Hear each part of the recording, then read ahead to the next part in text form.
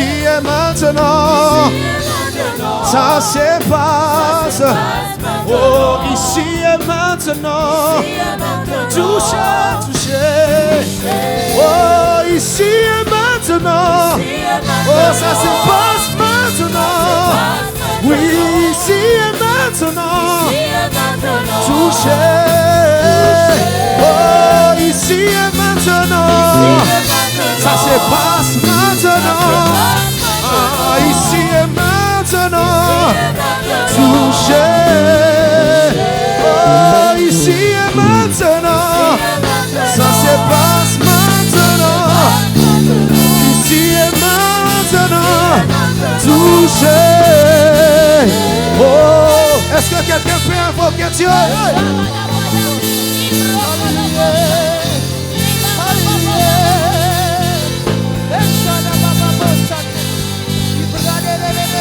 Shadelava, Imarabrosa, Sapranaba, Kalianaba, Kutalama, Sipranaba, Hatanaba Yakata, Supradebaya, Hilabariadama, Sutanima, Dereba, Supradama, Sinabosh, Supradiama, Sinabosh, Supradiama, Sateliba, Sopradama, Siedebrase, Sitalamana, Sidebraya. Shetanima sopradabase Shadanamaya baba Siprada baba Shatanina Yamaribe Shaya Ide Yaraba Sandaria base Inariba Site Yamara Shadelama Zidaba Sinamaya Yerabashe Shedele Maria base Shenderebo Saimaneba Ikeria Baba Santarabosh Ebro Sataria Mande. Élève ta voix, déclare ici et maintenant. Shandaraba Ikoria Basse. Est-ce que tu peux le déclarer pendant une minute? Dis ici et maintenant. Ça se passe en ce lieu. Ma visitation, ma bénédiction, ça se passe en ce lieu. Ces ouvertures, une grande porte, un accès efficace s'ouvre pour moi ce soir. Ça se passe maintenant. Est-ce que tu peux le déclarer? Une grande porte, un accès efficace s'ouvre maintenant. S'ouvre maintenant. Pendant qu'il est là, il ferait un chemin de gloire, un chemin de gloire, un chemin de gloire, un chemin de gloire. Est-ce que tu peux le déclarer? Est-ce que tu peux le déclarer? Est-ce que tu peux le déclarer? Est-ce que tu peux le déclarer? Shayamande, Shekoriaba, Santariamande, Ekoriababa, Yokoriaba Shinde, Ekerebaba Shike, Yukoriama Koriaba, Ekereamanda, Yukoriamandega, Ikeriababa So. Yondo Kondorobo Shinda, Ikaria Baba Shinda, Esakara Baba Shinda. Est-ce que tu peux le déclarer? Élève ta voix. Élève ta voix. Sois prophétique ce soir. Sois prophétique ce soir. Sois prophétique ce soir. Est-ce que tu peux prier maintenant? Je te rajoute une minute. On s'apprête à recevoir le prophète de Dieu. Est-ce que tu peux prier pendant une minute? Dis, je suis au lieu de ma visitation. Je suis à un rendez-vous divin. Le Dieu de ce lieu est ton Dieu. Jésus-Christ est ton Seigneur. Tu l'invoques pour un exaucement. La Bible déclare, je n'ai jamais demandé à la postérité de Jacob de me chercher vainement. Ce n'est pas en vain que tu es en ce lieu. Ta prière ne sera pas vaine. Est-ce que tu peux prier? Est-ce que tu peux prier? Active quelque chose ce soir. J'aimerais t'entendre prier maintenant. Élève ta voix. Je te donne une minute seulement. Je te donne une minute seulement. Élève ta voix. Déclare-le. Je ne t'entends pas prier. Je ne t'entends pas prier. Oui, tu peux ajouter le main. Vas-y, vas-y, fais-le bien. Oui, tu peux maintenant rougir. Tu n'as qu'une minute. Maximise. Maximise. Tu n'as qu'une minute. Sature ces lieux, Père. Shakaramanderebo shikaya. Que ceux qui prient en esprit élèvent la voix. Que ceux qui prient en langue élèvent la voix. Est-ce que tu peux pousser maintenant? Il y a quelque chose qui t'attend en ce lieu. Dieu n'envoie jamais ses prophètes sans rien avoir prévu. Le prophète ce soir est venu porteur de quelque chose de la part de Dieu. Il y a une parole, il y a un message. Il y a quelque chose que Dieu s'est décidé de faire ce soir par son prophète. Est-ce que tu peux élever ta voix? Ta prière te prépare à recevoir quelque chose. Ta prière active quelque chose ce soir. Qui prie avec moi? Qui prie avec moi? Tu ajoutes le main. Voilà, voilà, tu le fais bien. Commence maintenant à exploser. Vas-y, explose. Que ceux qui prient en langue élèvent la voix. Chakaraba sauter. Changeons d'atmosphère. Saturons l'atmosphère. Saturons l'atmosphère. Que ta gloire en ce lieu éclate et déborde. Sature ce lieu. Sature ce lieu. Sature ce lieu, Père. Dans le nom de Jésus-Christ. Est-ce que tu peux prier? Déclare-le, c'est le jour de ma visitation. C'est le jour de ma gloire. Et une porte, une grande porte d'un accès efficace m'est ouverte ce soir. Alors je te donne 30 secondes. Déclare-les avec moi. Déclare, déclare, déclare. Prie, prie, prie. Que ça provienne de ta bouche. Que ça provienne de ta bouche. Avec foi dans le nom de Jésus. Déclare ce qui va arriver. Déclare ce qui va arriver. Déclare ce qui va arriver. Shakarababa santé. Yondorobo Shak.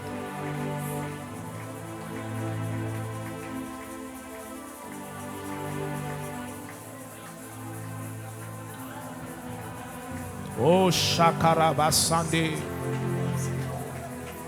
Oh Shandarababa Ikoriabasa.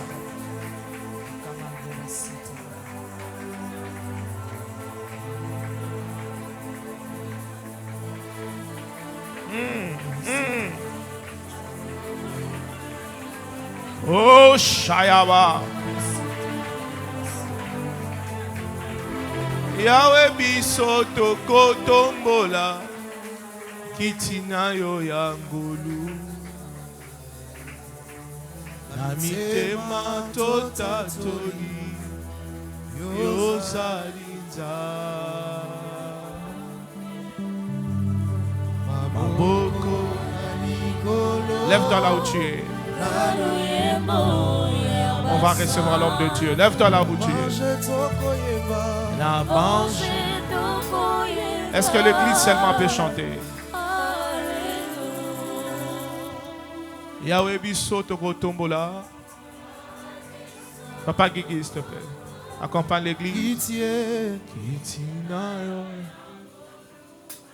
Namitema totatoli. Namitema totatoli.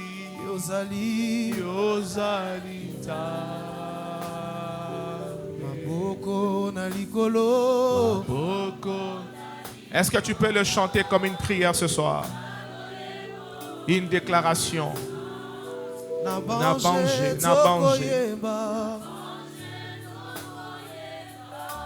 Alléluia. Encore une fois. Est-ce que tu peux élever tes deux mains vers le Seigneur? Nous sommes prêts à recevoir ce que tu as disposé nous transmettre par ton prophète, Seigneur.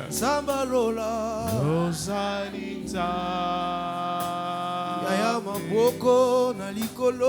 Maboko na likolo. Yahweh o. Nabanje tokoyemba. Nabanje tokoyemba. Alléluia. Alléluia. Saint, Saint. Sainteté à ton nom. Saint.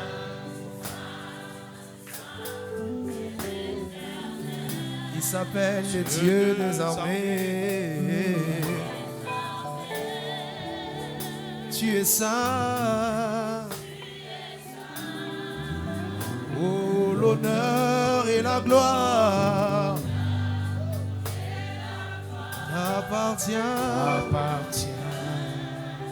à jamais. Tu es saint.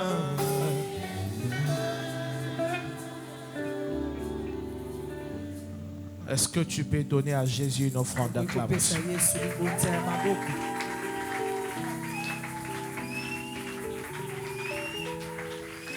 Amen.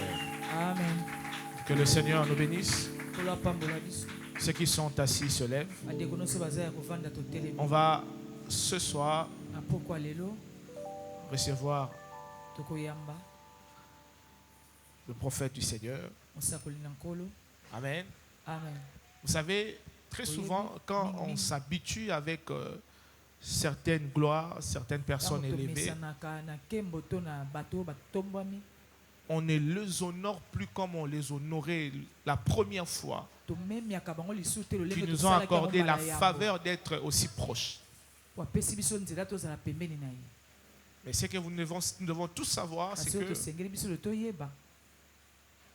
ces personnes que Dieu a établies, élevées, qui nous ont accordé la grâce d'être à leur côté, continuons à les regarder, à les honorer comme ça a été la première fois. Amen. Amen. Ce soir, nous recevons pas seulement un prophète de Dieu, mais un père. C'est mon parrain, c'est mon mentor, c'est mon conseiller, et c'est un homme bénédiction pour ma vie et mon ministère. Amen. Amen. Il dit, prophète Jean Toto, notre légende, même tellement, vous n'avez aucune idée. Il m'a ouvert tellement de portes sans rien attendre en retour, sans rien demander, et il a fait par amour. Et ce soir, tout ce que nous pouvons faire pour le prophète, c'est lui démontrer qu'on l'aime et que c'est sa maison et que nous sommes heureux de l'avoir et que nos cœurs sont préparés à recevoir la parole de Dieu qui sortira de sa bouche. Alors si vous êtes avec moi, par nos cris, par nos acclamations, recevons le prophète Jean Toto, légende, Shabani. Gloire au Seigneur. Nous te disons merci, Dieu Tout-Puissant, El Shaddai. Reçois la gloire. Merci de bénir ce peu de temps et que cette parole touche les cœurs, transforme des vies. Au nom de Jésus, nous disons par ton Esprit Saint, Amen. Merci. Reprenez vos places s'il vous plaît dans la présence du Seigneur. Et merci de bien acclamer encore.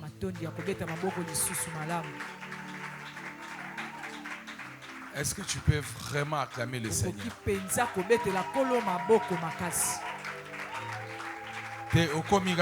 Acclamer vraiment le Seigneur.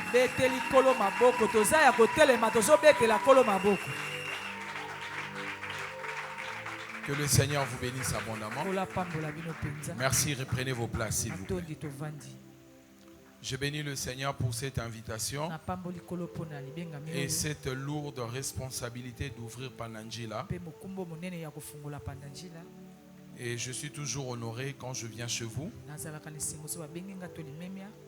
Je bénis le Seigneur pour la vie de Pasteur Elvis, de Maman Anna et de toutes les personnes qui sont en train de travailler dans la vision pour la réussite de cette vision. Que le Seigneur vous bénisse abondamment. Continuez à travailler. Chacun doit apporter sa contribution dans l'édifice, de gagner les âmes. Si tu ne peux pas gagner les âmes, tu mets ton argent dans l'œuvre de Dieu pour évangéliser, pour sauver des vies. Si vous n'avez pas l'argent, mettez votre intelligence, mettez votre courage, votre temps pour gagner les âmes et faire avancer l'œuvre de Dieu. Mais du moins, chacun doit être utile dans la maison de Dieu par rapport à ses moyens. Ça peut être spirituel. Vous pouvez commencer à gêner chaque semaine pour l'église. Si vous n'avez pas de problème de santé, vous pouvez commencer à amener les âmes chaque dimanche, au moins une âme. Vous pouvez aussi apporter des contributions financières, mais construisez la maison de Dieu. La Bible dit, cherchez premièrement le royaume. Nous devons d'abord chercher les intérêts du royaume de Dieu. Que Dieu nous bénisse abondamment. Amen. Amen. Alors, j'ai ici avec moi quelques livres. Ce sont des livres très très riches. Je peux vous dire que les secrets de la vie, on les trouve dans les livres. Quelqu'un a dit, si tu veux cacher un secret à un noir, il faut le mettre dans un livre. Bon, c'était l'homme noir d'ancien, pas l'homme noir d'aujourd'hui, parce que nous lisons beaucoup. L'autre fois, je regardais dans ma chambre l'épée des livres que j'ai dans ma chambre. C'est à peu près entre 200 et 250. Plus ou moins 200, 250. Les livres qui sont dans ma chambre. Amen. Ce ne sont pas des livres que j'ai au bureau. Ce ne sont pas des livres que j'ai au salon. Au salon déjà ça déborde. Dans ma chambre ça déborde. Parce que je lis beaucoup. Les informations sont dans les livres. Daniel a dit, je lis dans les livres. Je vis qu'il devait se passer 70 ans de notre esclavage. Et parce qu'il avait lu, c'est comme ça qu'il a prié. Il faut lire, mes amis. Il faut lire. Parce que lorsque vous lisez un livre, par exemple, si ce livre m'a pris 5 ans pour comprendre et écrire, alors toi tu auras cette information dans moins d'une semaine parce que tu as lu. Donc achetez tous les livres que vous pouvez, surtout les livres qui parlent de la parole de Dieu, les livres qui parlent du développement personnel, de la réussite.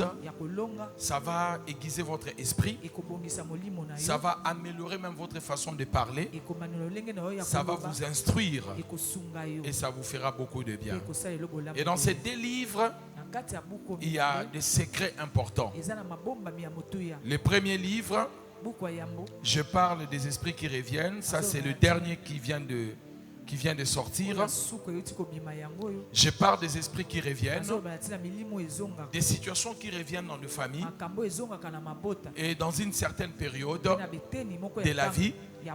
Vous voyez des événements répétitifs et comment vous pouvez détecter ces problèmes, comment vous pouvez prier et comment vous pouvez vaincre ces esprits-là qui reviennent dans la famille.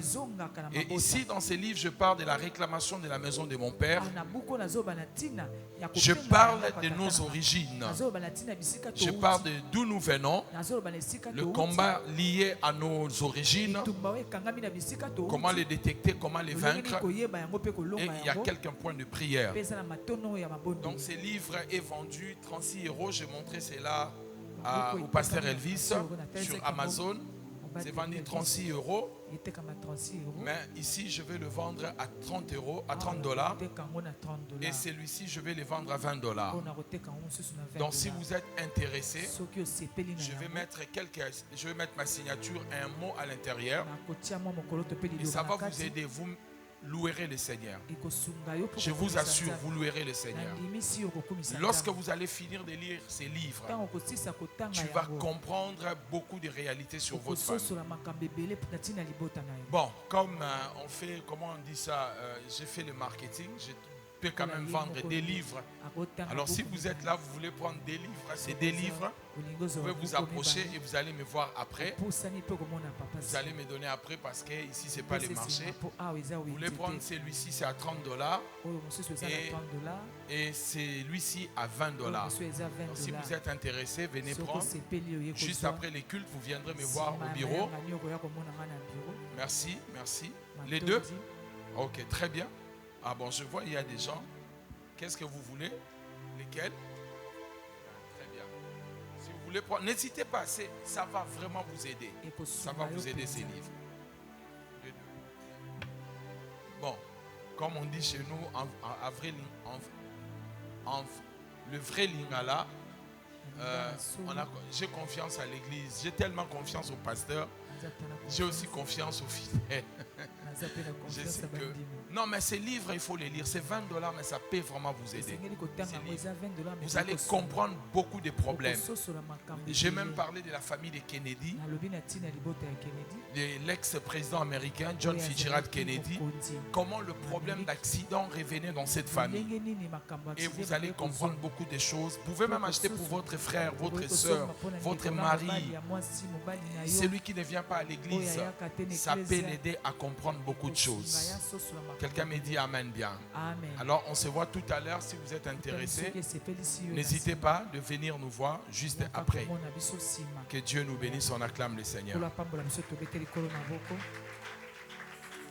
Nous nous tenons debout s'il vous plaît pour lire la parole du Seigneur. Je vais vous proposer 2 textes. Amen. Amen. Nous lirons 2 textes dans Genèse. Genèse chapitre 15, le verset 13. Si Dieu dit quelque chose, Amen, ça arrivera. J'ai entendu ton Amen. J'ai entendu ton Amen. Gloire au Seigneur. Genèse chapitre 15, verset 13. Ce n'est que le premier jour de Pananjila, mais je sens que vous êtes déjà fatigué. Vous avez plusieurs jours. Il faut être tenace parce que les hommes de Dieu vont encore venir. Amen, amen. Alors nous lisons 1, 2, 3. Genèse chapitre 15, verset 13. 1, 2, 3. Et l'Éternel dit à Abraham, sache que tes descendants seront étrangers dans un pays qui ne sera point à eux. Ils seront asservis et on les opprimera pendant. Continue. Je jugerai la nation à laquelle ils seront asservis. Mais il faut continuer à lire. On y va. Et ils sortiront ensuite avec de grandes choses. Interprète, c'est toi qui dois d'ailleurs nous aider. On y va, verset 14. 1, 2, 3. Je jugerai la nation à laquelle ils seront asservis et ils sortiront ensuite avec de grandes richesses. Amen. Amen. Il a dit, ils iront et ils sortiront. Genèse chapitre 37, verset 9. Nous lisons et suivez bien mon enseignement, la parole. Ça va vraiment vous toucher. Genèse chapitre 37, verset 9. Il eut encore un autre songe et il raconta à ses frères. Il dit, j'ai eu encore un songe et voici le soleil, la lune et 11 étoiles se prosternaient devant moi. Verset 10. Et il le raconta à son père et à ses frères. Son père le réprimanda et lui dit, que signifie ce songe que tu as eu? Faut-il que nous venions, moi, ta mère et tes frères, nous prosterner en terre devant toi? Verset 11, interprète. Ses frères eurent de l'envie contre lui, mais son père garda le souvenir de ces choses. Mais son père garda les souvenirs de ces choses. Parole du Seigneur. Reprenez vos places, s'il vous plaît. Je vais vous partager très rapidement le message par rapport à notre thème. Si Dieu dit un mot, ça arrivera. Je veux que tu puisses regarder un ami, quelqu'un qui est à côté. Dis à cette personne, si Dieu te dit quelque chose, il le fera. Deuxième chose que tu dois répéter, regarde bien cette personne en face et dis à cette personne, si Dieu permet que tu entres dans un problème, c'est qu'il a préparé un moyen de te faire sortir de là. Je veux que tu répètes cela encore. Si Dieu permet que tu entres dans un problème, c'est qu'il a préparé un moyen de te faire sortir de ces problèmes. Et je veux que tu acclames le Seigneur. Tout au long de ces messages, retenez cette deuxième parole. Si Dieu permet qu'un problème puisse te toucher, c'est qu'il y a un moyen qu'il a préparé pour te faire sortir de là. Quelqu'un m'a donné son amen bien. Amen. Gloire au Seigneur. Amen. Alors je vais vous parler aujourd'hui de la vie de Joseph et de la vie d'Abraham. Je vais vous montrer dans la Bible comment le plan de Dieu est vaste. Et quand Dieu vous donne une promesse, des fois la promesse n'est pas seulement pour vous. Dieu peut vous donner une promesse maintenant, mais cette promesse peut s'étendre jusqu'à 5 siècles plus tard.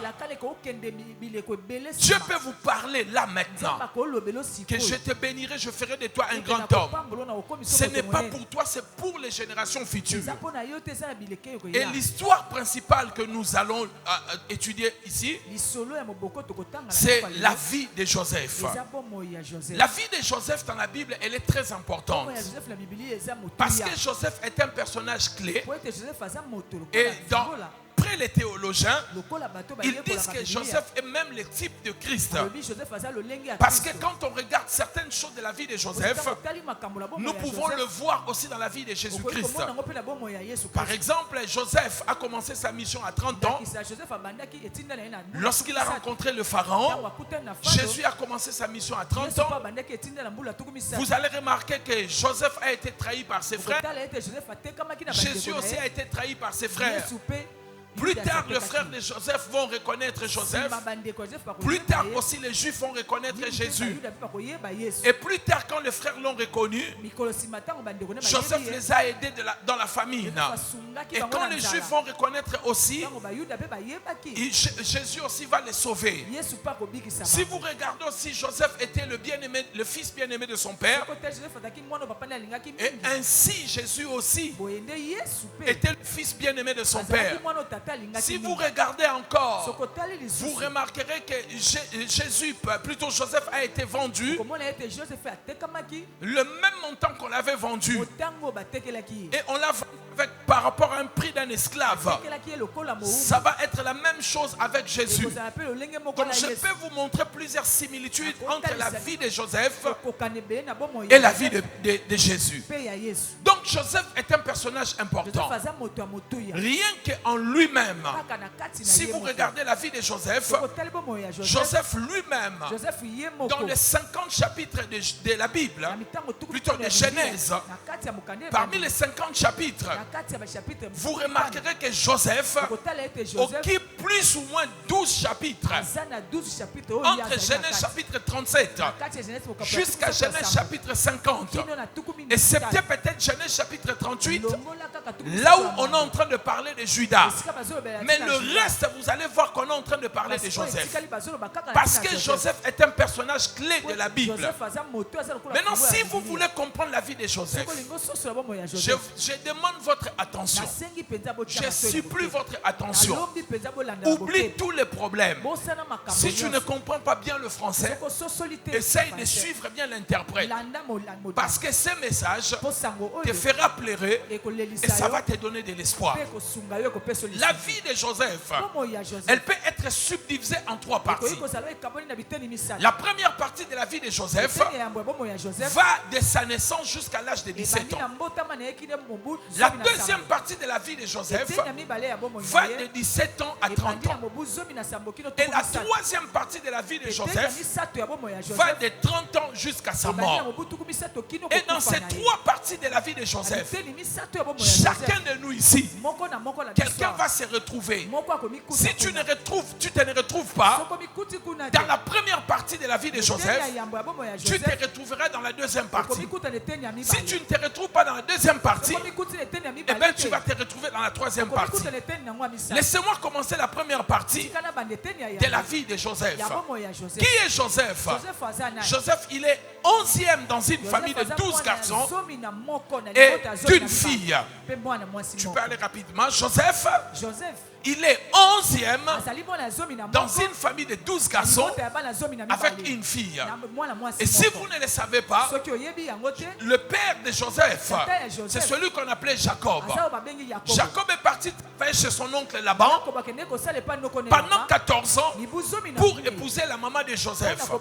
Le jour du mariage, les 7 premières années, lorsqu'il a travaillé, on va lui donner la grande sœur. Et on lui dit, prends d'abord la grande sœur et travaille encore 7 ans. Et il va travailler pendant 14 ans. Le salaire qu'on va donner à cet homme, c'est 2 femmes. Et les 2 femmes étaient stériles. Léa était stérile. Rachel aussi était stérile. Je sais que quelqu'un me dira, pasteur, Léa n'était pas stérile. Mais attention, ça fait plus de 30 ans que je suis dans la foi. Si je te dis quelque chose, c'est que je sais vérifier. Écoutez ce que la Bible dit. La Bible dit que Dieu a rendu Léa fertile parce qu'elle n'était pas aimée. Donc ça sous-entend que Léa aussi était stérile. Et Dieu l'a rendue féconde parce qu'elle n'était pas aimée. Et comme vous le savez, Jacob aimait tellement Rachel au point où il a travaillé pendant 14 ans.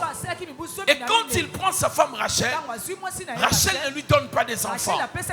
Et après des années et des années, Rachel va lui donner le premier fils. Le premier fils qui s'appelait Joseph. Vous savez, quand vous aimez une femme, peut-être vous êtes encore jeune. Lorsque tu aimes une femme, tu l'aimes de tout ton cœur. La chose que tu cherches, que cette femme puisse te donner un enfant. Et Jacob voulait un enfant avec Rachel. Jacob s'est battu. Finalement, Rachel va lui donner un enfant. Et cet enfant s'appelait Joseph. Quelque temps après, Rachel a eu un autre enfant. Et cet enfant s'appelait Benjamin. Malheureusement, pendant l'accouchement, Rachel est décédée. Et Jacob est resté vivant. La femme qu'il aimait beaucoup, cette femme-là est décédée. Et cette femme le laisse avec 2 enfants. Et vous comprenez, mes bien-aimés, lorsque vous avez aimé une femme, si vous divorcez de cette femme-là, ou cette femme-là est décédée, tout l'amour que tu avais pour cette femme-là, tu vas positionner sur les enfants. Donc tout l'amour que Jacob avait pour Rachel, comme Rachel n'était plus vivante, qu'est-ce qu'il va faire? Il met cet amour sur Joseph. Et il aimait tellement Joseph. La première partie de la vie de Joseph, je vous ai dit, ça va de 0 à 17 ans. Joseph était aimé par son père. C'était un fils d'un notable. Il était gâté. Il avait de nouveaux vêtements. Son père lui-même tissait des robes pour lui. Joseph était bien installé. Joseph était à l'aise. C'est comme certaines personnes ici. Dans la première partie, tu vis chez les parents. Les parents prennent soin de toi. Tu ne souffres de rien. Tout ce dont tu as besoin, on te les donne. C'est ça la vie, mes bien-aimés.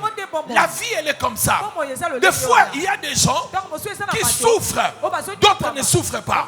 Lorsque vous lisez l'histoire de la Bible, dans 2 Rois chapitre 4, dans la même histoire, on parle de 2 femmes. Une femme, son mari est décédé. Son mari a laissé des dettes. Les créanciers sont venus pour prendre les enfants à cause de la dette. Juste après, on parle d'une autre femme. Cette femme était mariée, elle était riche mais elle n'avait pas des enfants.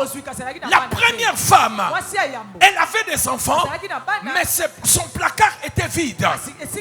Il n'y avait pas de provision. L'autre femme avait la provision, mais le ventre était vide. La vie, elle est comme ça. Ne pensez pas que vous êtes seul à avoir le problème. Toi, peut-être tu as le problème d'argent. C'est lui qui a l'argent a un problème de santé. Donc ne comparez pas votre vie. Comparaison n'est pas raison. Ne dites pas que non, pourquoi pas moi?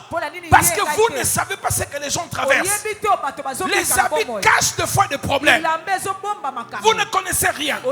La première partie, Joseph, tout allait bien dans sa vie. C'était le fils de la vieillesse de son père. Et son père l'aimait beaucoup. Son père était tellement passif. Son père lui a donné même le vêtement pour marquer la différence entre lui et ses frères. Ne sachant pas que ce qu'il était en train de faire va créer la jalousie, la haine et la méchanceté. Mais Joseph était aimé par son père. Tout allait bien dans sa vie. Il y a des gens ici. Vous savez mes bien-aimés, un jour je parlais avec ma femme. J'ai dit à ma femme, j'ai regardé les factures. Je ne vous mens pas, j'ai fait les calculs. Je me suis rendu compte, ma dépense mensuelle était plus ou moins dans les 6 000 à 6 500 $ par mois. Moi-même, je me suis dit, mais pourquoi maman ne m'avait pas dit cela? Pourquoi maman ne m'avait pas dit cela? Moi-même, je me suis dit, pourquoi je me suis marié très tôt? Pourquoi j'ai eu plusieurs enfants? Trop tard, tu es déjà dedans. Tu dois faire avec. Tu dois penser pour 6 personnes. Et 5 enfants et une femme. Ça veut dire pendant qu'ils dorment, moi je dois réfléchir à des solutions. Et ils créent des problèmes. Moi je dois chercher la solution. Et ils ont des besoins. Moi je dois chercher la solution. C'est ça même le sens de leadership. Lorsqu'il y a des problèmes, il faut les résoudre. Et Joseph, tout allait bien. Moi aussi dans ma jeunesse, ma mère s'est réveillée pour me demander, papa, qu'est-ce que tu vas manger? Ma mère prenait soin de moi. Mais je ne savais pas que la vie n'a pas seulement une seule étape. Je pensais que cette vie-là allait continuer. Je ne savais pas qu'un jour, moi aussi je devais prendre soin des gens. Comme vous êtes là, la vie aujourd'hui, peut-être tu es dans la première étape. Tout va bien. Juste après ici, tu rentreras chez vous. Et tu vas rentrer à la maison. Et tu vas allumer la climatisation. Tu vas regarder la télé. La nourriture sera dans la cuisine. C'est la première étape de la vie. Des fois dans la vie, tout va bien. Des fois dans la vie, on ne force pas des choses. Des fois dans la vie, les choses coulent facilement. C'était la première étape de la vie de Joseph. Peut-être tu es dans cette première étape. Tu ne forces rien. Mais tout va bien dans ta vie. Et puis, Joseph, nous avons dit ça, la première étape de sa vie, c'était de quel âge? Ça descend jusqu'à 17 ans. Et à 17 ans, ce jeune homme commence à faire des rêves. Tout va bien. Il se réveille le matin, au moment du petit déjeuner. Il se réveille avec sa robe passem que son père lui avait fait. Et cette robe-là, on appelle ça passem. La manière dont on la portait, c'était pour ne pas travailler. Et il venait au petit déjeuner. Il était assis. Il regardait ses frères. Cette nuit, j'ai fait un rêve. Je vous ai vu, vous tous là. Vous étiez en train de venir vous agenouiller devant moi. C'est frère, c'est là, on va te taper, on va te taper. Et puis il s'écarte. Deuxième jour, il se réveille au petit déjeuner. Il dit, j'ai vu des gerbes. Mais vos gerbes étaient en train de se plier devant moi. Vos étoiles. La réussite, mes bien-aimés, sans Dieu, ça crée de l'orgueil. Lorsque vous commencez à réussir dans la vie, si vous ne faites pas attention, vous allez écarter Dieu. Parce que la richesse, la réussite, écarte les équations de la vie. Est-ce que vous êtes en train de me suivre? Quand vous commencez à réussir, il y a certaines choses de la vie, certaines difficultés sont écartées facilement. Au point où tu te dis, si je suis malade, je prendrai mon billet, j'irai en Europe. Je vais me faire soigner. Si j'ai faim, Je prendrai la voiture. Je vais même commander la nourriture. Ça veut dire que ça vous écarte de toutes les équations de la vie. Et si vous ne faites pas attention, vous enlevez même Dieu dans les équations de votre vie. Ça veut dire quelqu'un qui n'a pas d'argent, lorsqu'il est malade, il dit je prierai Dieu.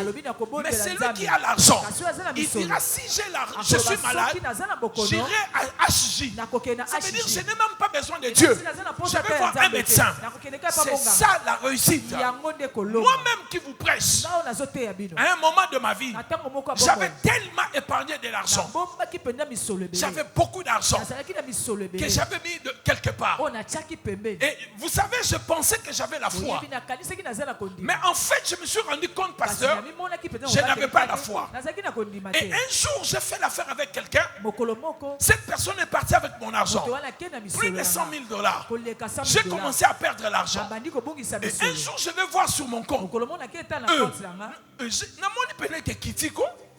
Et vous savez qu'est-ce qui s'est passé? J'ai commencé à angoisser. J'ai commencé à avoir peur de la vie. Je me dis, mais qu'est-ce qui va m'arriver demain? J'ai appelé ma femme avec mon fils aîné. Je leur ai dit, on n'a plus d'argent. Nous devons nous concentrer maintenant et de faire attention. C'est en ce moment-là que je me suis rendu compte que je n'avais pas foi en Dieu.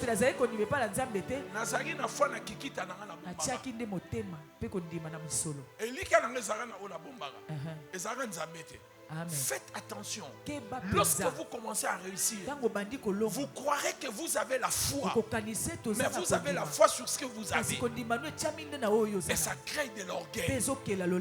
Quand quelqu'un a l'argent, même sa façon de parler change. Qu'est-ce qu'ils vont me faire? Donc ça veut dire que tu n'as plus peur des gens, tu n'as plus peur de la vie, parce que tu as l'argent.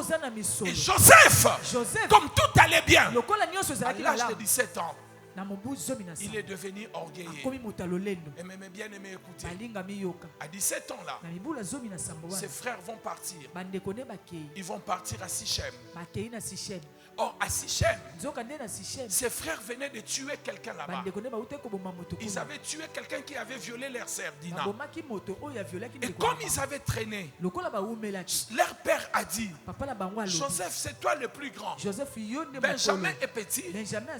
Toi, va voir un peu tes frères. Depuis qu'ils étaient partis à Sichem, jusqu'aujourd'hui, on n'a pas de nouvelles. Écoutez-moi très bien, parce que je commence à te prêcher maintenant. Joseph, je peux imaginer un jeune homme de 17 ans, plein de rêves, avec des promesses. Dieu lui a dit des choses.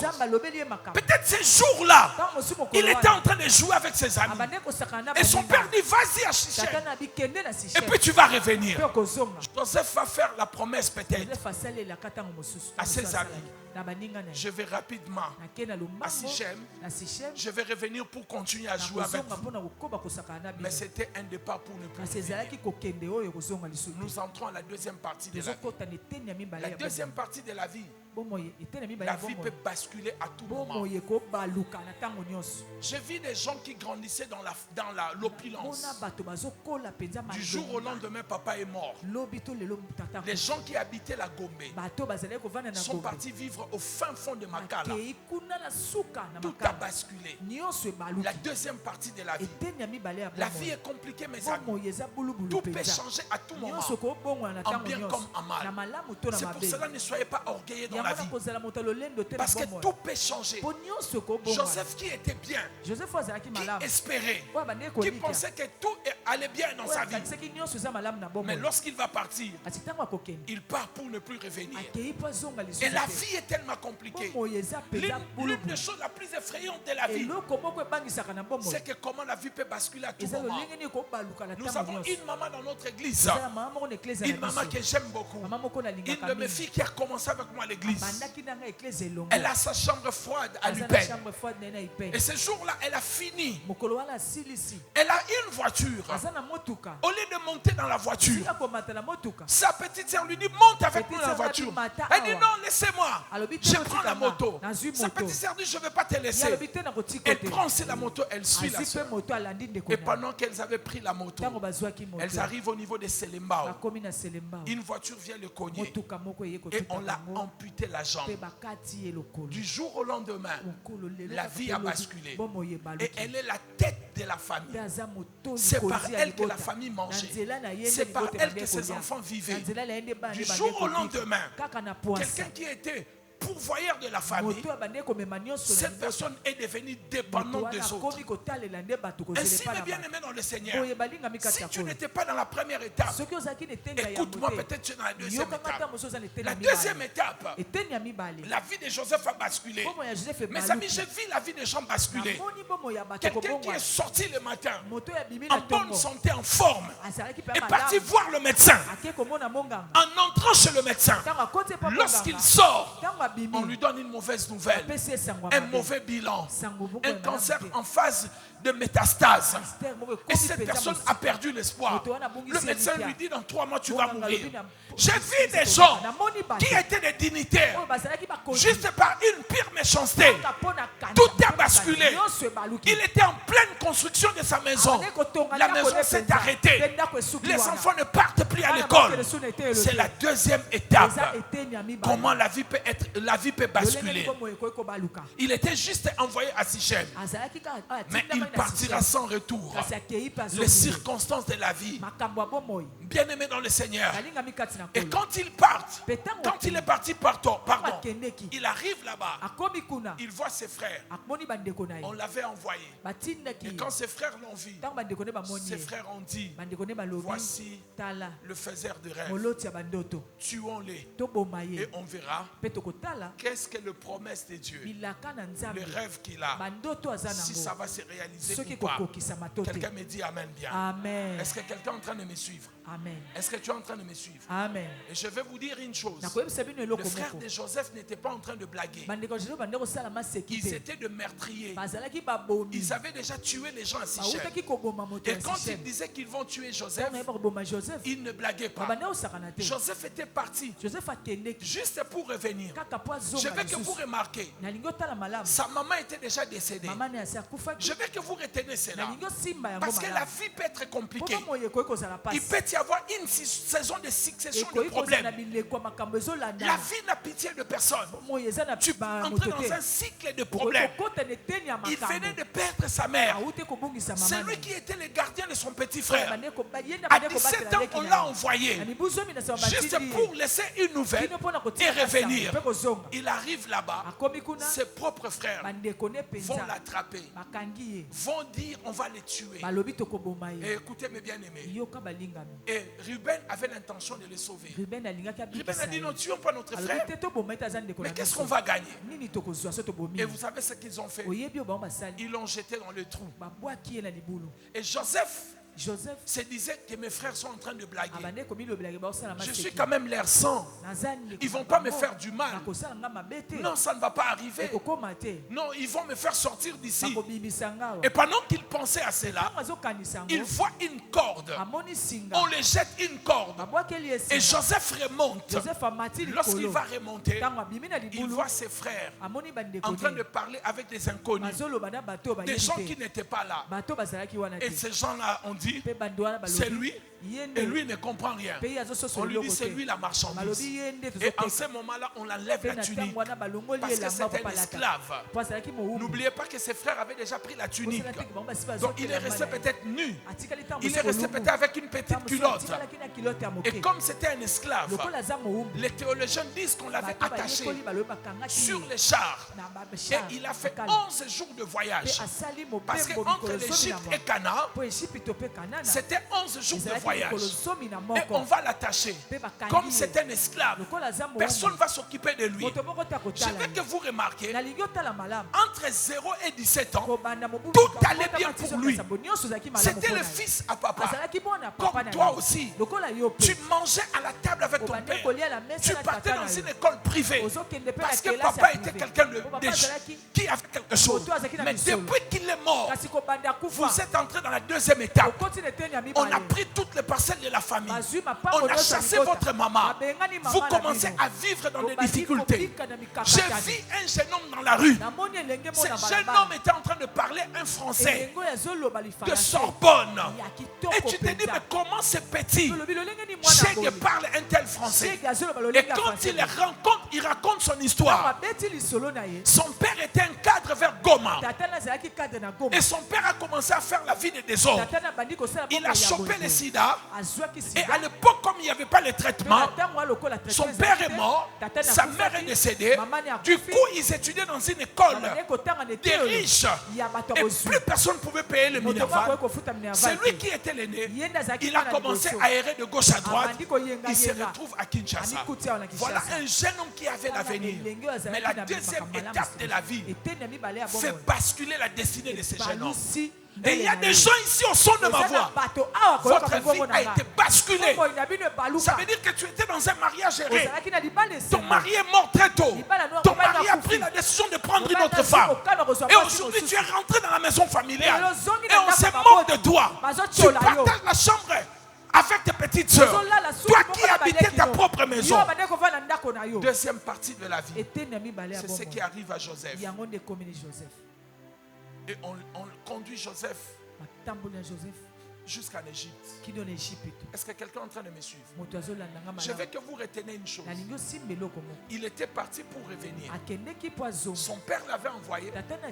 Et il devait faire quoi? Revenir. Peut-être il l'avait promis à son petit frère, le fils de sa maman. Benjamin, j'arrive. Le soir, on va jouer ensemble. Je vais rapidement. Parce qu'ils n'avaient plus une maman. Leur maman était décédée. Mais il est parti pour ne plus voir son père. J'imagine Joseph comme il était attaché à son père. Et lorsqu'on les vendait, peut-être il criait. Effectivement, il criait. Parce que la Bible dit, on voyait la souffrance de notre frère. Lorsqu'il nous suppliait de ne pas le vendre, il suppliait ses frères. Il disait, pardon, je suis votre frère. Ne me vendez pas, s'il vous plaît. Papa n'est pas au courant. Peut-être il a crié. Mais sa voix n'arrivait pas chez son père. Et il est parti. C'est ça la vie, mes bien. Soyez prêts à tout. Préparez-vous pour toutes choses. Les bonnes choses peuvent arriver. Les mauvaises choses peuvent arriver. Tu peux dire nul sans effet. Ça finira par arriver. Il ne me sert tout peut arriver à tout moment. Ne soyez pas orgueilleux. Et préparez-vous chaque moment. Aussi vrai que dans la première étape, tout allait bien. Dans la deuxième étape, tout allait mal pour Joseph. Et succession de problèmes. Et lorsqu'il arrive en Égypte, on va le vendre dans une famille. Et dans cette famille, pendant qu'il trouve les repos, lorsqu'il trouve les repos, un autre problème survient. Et vous devez comprendre, il n'y a rien de plus difficile dans la vie comme l'intégration. Ça veut dire que c'est un enfant qui dormait bien, qui mangeait bien, à sa faim. Du jour au lendemain, il devient esclave. Donc il devait s'adapter d'un enfant riche et à vivre comme un esclave. Comment la vie peut être compliquée? Tu vivais à Gombe. Maintenant, vous devez vivre dans un quartier reculé. Parce que la vie a basculé. Mais vous devez vous adapter. Il devait s'adapter à la culture égyptienne. Il devait apprendre la langue. Il devait connaître toutes ces choses-là. Ce n'était pas facile pour Joseph. Et il n'avait que 17 ans. Lorsqu'il s'installe chez Potiphar, il pensait que le repos arrivait. Il a trouvé un bon travail. Il peut maintenant manger. Il peut bien dormir. Parce que son patron était content de lui. Et en ce moment où il s'installait, la Bible dit, la femme de son patron commence à draguer Joseph. Joseph a dit, je ne peux pas faire ça. Je ne suis qu'un pauvre esclave. Ton mari m'avait dit de tout prendre sauf toi. Et comme il refusait, cette dame l'appelle pour travailler dans la chambre. Et Joseph, pendant qu'il était en train de travailler, la femme dit, couche avec moi. Joseph a dit, non, je ne vais pas. Et il fuit pendant qu'il fuyait. La Bible dit que la femme a retiré sa tunique. Et sa femme a commencé à pleurer. Cette femme, quand son mari est rentré, ton esclave que tu as pris, il est venu se jouer avec moi. Pendant que le jeune homme commençait à avoir les repos. Et la Bible dit, le mari s'est énervé. Il envoie Joseph en prison. Deuxième étape de la vie. De 17 ans. Jusqu'à quel âge? Jusqu'à quel âge? 30 ans. 13 années de souffrance. 13 années de peine. 13 années de difficultés. Il va en prison. Il ne sait même pas comment faire. Il ne sait même pas comment vivre. Mais ce que j'aime avec Dieu, la Bible dit, malgré ces problèmes-là, Dieu était avec lui. Qu'est-ce que je vous avais dit au départ? Je vous avais dit quoi? Ah, vous avez oublié. Je vous avais dit quoi? Si Dieu permet que tu entres dans un problème, c'est qu'il a préparé un moyen de vous faire sortir de là, n'est-ce pas? Amen. Et en ce moment-là, tu es comme Joseph. Dans la deuxième étape, Joseph se pose des questions. Où est Dieu? Est-ce que Dieu me voit? Et certains d'entre nous ici, Dieu vous avait parlé. Dieu avait dit. Mais là où je parle, au moment où je parle, tu te poses des questions. Où est Dieu? Est-ce que Dieu avait vraiment parlé? La vie peut être comme ça, mes amis. Et cette question, vous n'êtes pas la seule personne à vous poser. Dans le livre de Job, il y a plusieurs questions. 5667 questions. 5676 questions. Dans le livre de Job. Et la plupart des questions commencent par le pourquoi. Certains d'entre vous ici, vous m'écoutez mais vous n'êtes pas là. Vous pensez au problème qui vous attend à la maison. Vous pensez au problème de la santé qui vous dérange.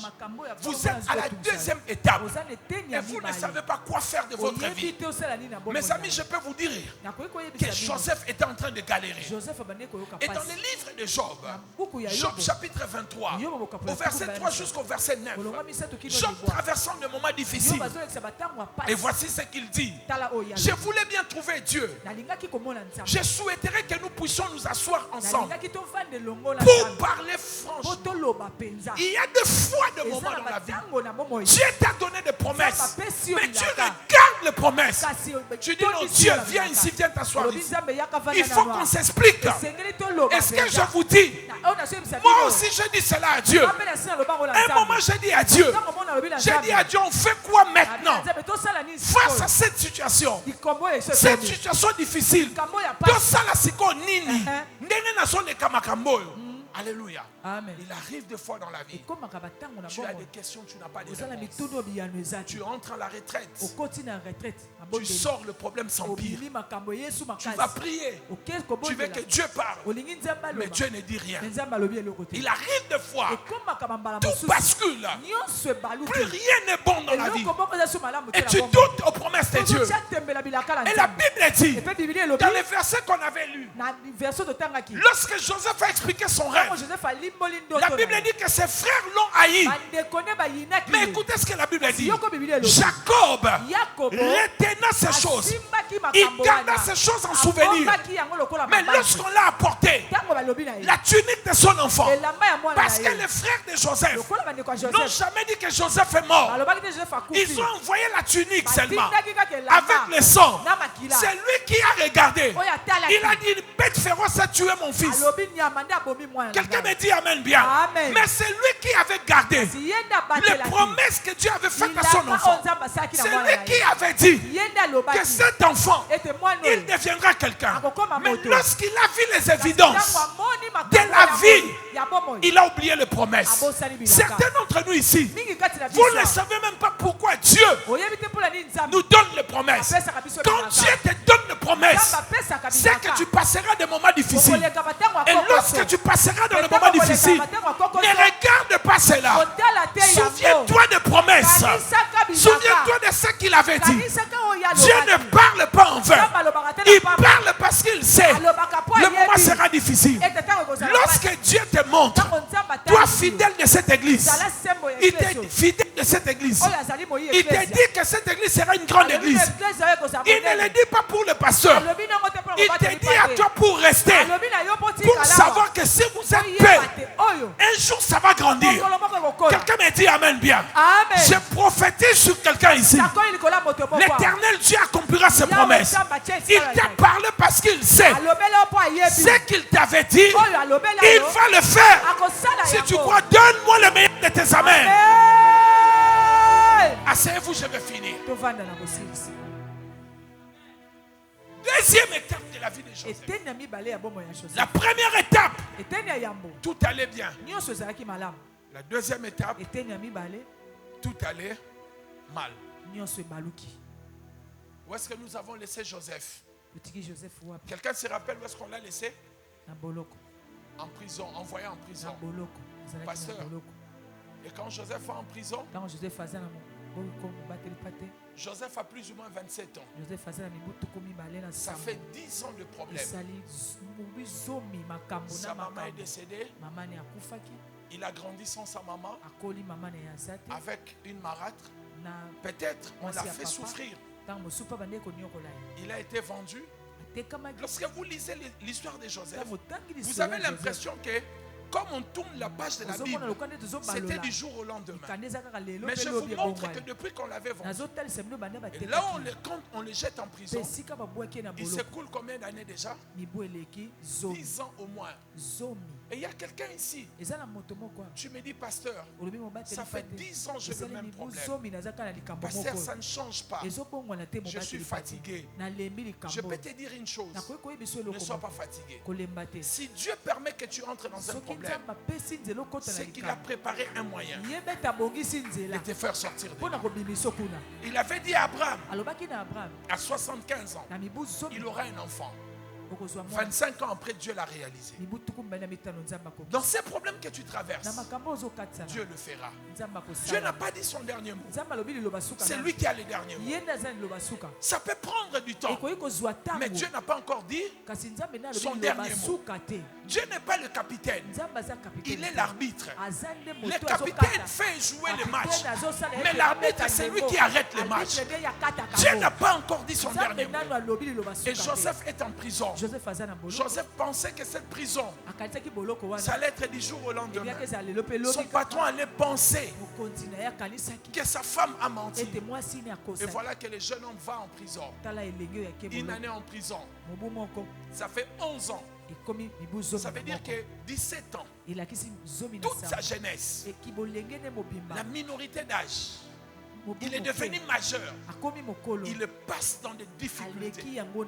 Mes amis, la souffrance, moi je la connais. C'est pour cela des gens comme nous, quand on mange, laissez-nous manger. Quand je voyage, laisse-moi voyager. Vous vous préparez avec le charbon. Nous, on préparait avec le popo. Qui connaît popo? Le bois, quand on sciait, on habitait Mombele. Donc on scie le bois. Vous voyez la poussière qui restait là. Donc nous, on mettait cela dans les réchauds qu'on a fait avec, comment on appelle ça, la boîte de lait qu'on a déchirée. Et on préparait là-bas. Et Bessamo Tondeko. Amen. Amen. Nous, on a vécu cela. La souffrance, on a vécu cela. Et quand maman préparait la bouillie, on n'avait pas l'argent pour le sucre. Quand il y avait le peu de sucre, on mélangeait avec du sel pour que ça donne quand même un goût. La souffrance, elle me connaît. Moi aussi je la connais. Alléluia. Amen. Mais maman nous disait, si tu vois trop de souffrance, c'est que le bonheur n'est pas très loin. Elle avait raison, cette femme. Elle nous répétait cela. Si tu vois une succession de problèmes, c'est que le bonheur n'est pas très loin. 11 années de peine et de souffrance. Il se retrouve en prison. Il est innocent. Il n'a rien fait à ses frères. Ils l'ont vendu. Il n'a rien demandé. Sa mère est morte. L'a laissé mineur. Et toutes ces peines, ces souffrances. Et vous savez, quand on vous jette en prison avec l'accusation de viol, pour ceux qui connaissent un peu le droit, que ce soit en Europe ou en Amérique, on va s'abuser de toi là-bas comme une femme. Vous imaginez un jeune homme qui ne connaissait rien. On le jette en prison et la prison de Pharaon. On le jette là-bas. Deuxième étape de la vie. Et là-bas en prison, Dieu était avec lui. On le nomme. Et les chansons fait un rêve.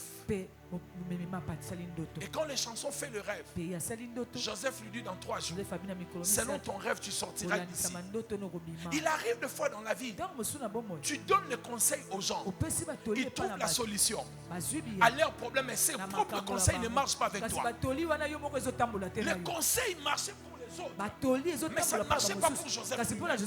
Lorsqu'il interprétait le rêve, les gens sortaient de la prison, mais lui-même avec ses rêves, ça ne trouvait pas la solution. Joseph est là.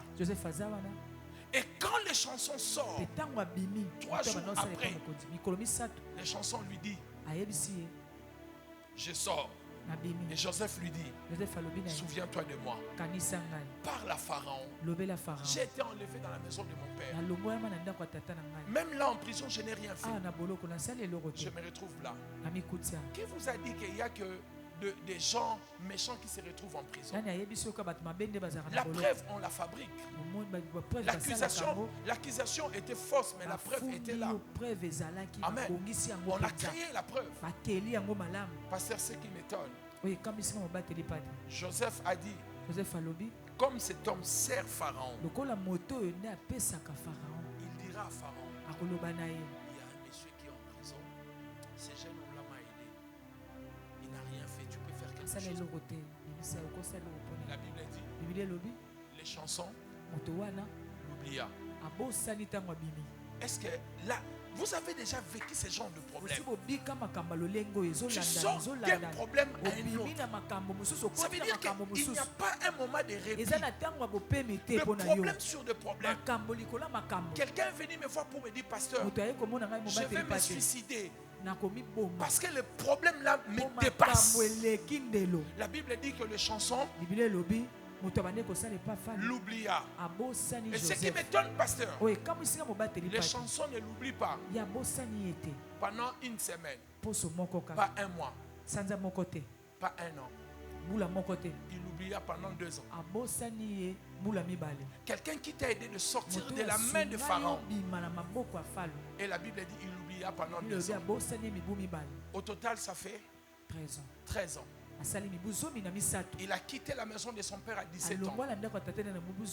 Avec les promesses de Dieu, il était parti pour revenir. Mais il se retrouve dans 13 ans de souffrance. Et puis comme je vous avais dit, la vie de Joseph va en 3 étapes. La première étape, de 0 à 17 ans.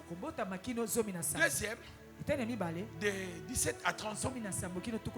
Donc la première étape est caractérisée par de bonnes choses. La deuxième étape est caractérisée par des difficultés. La troisième étape de la vie de Joseph va de 30 ans jusqu'à la fin de sa vie. Et ce jour-là, il est en prison. Il distribue des courriers. Il est en train de faire des choses qu'il avait l'habitude de faire. Et puis il voit le cortège arriver en prison.